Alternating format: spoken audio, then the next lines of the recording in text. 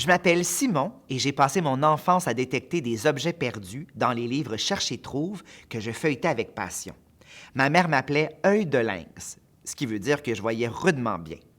Je trouvais tout ce qu'il y avait à trouver. Je balayais les paysages avec mes yeux et je relevais la tuque rouge, la boîte à lunch bleue ou la canne noire. Alors, il s'agit d'un cherche et trouve dans la lignée de ceux que je pouvais consommer quand j'étais jeune. Moi, c'était beaucoup les Où est Charlie qui me passionnaient. Et là, je me suis dit, ça serait peut-être intéressant de faire un cherche et trouve, non pas juste avec des objets, mais aussi avec des émotions. Donc, il y a une dimension un peu plus poétique. Et donc, dans chacune des plages, on doit trouver l'enfant qui vit une émotion très, très précise.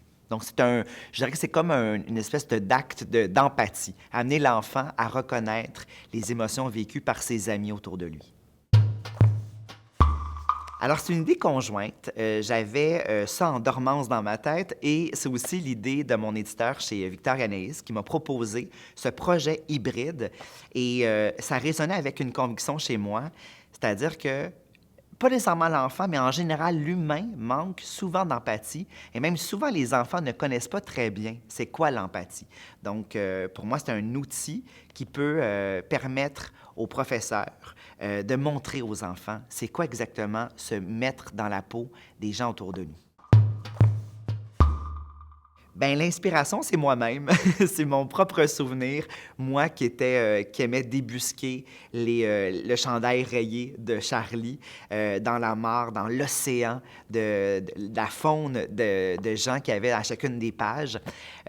Donc, j'ai voulu retrouver cet œil de lynx-là que j'avais développé avec les années, mais en donnant une dimension plus poétique.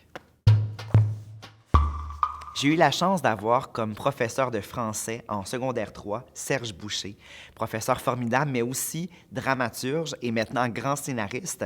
À l'époque, il commençait à écrire du théâtre et ça a été pour moi une bougie d'allumage. Je me disais, ah, c'est possible d'écrire dans la vie, c'est possible d'en faire un métier. Et il nous avait fait lire du Michel Tremblay.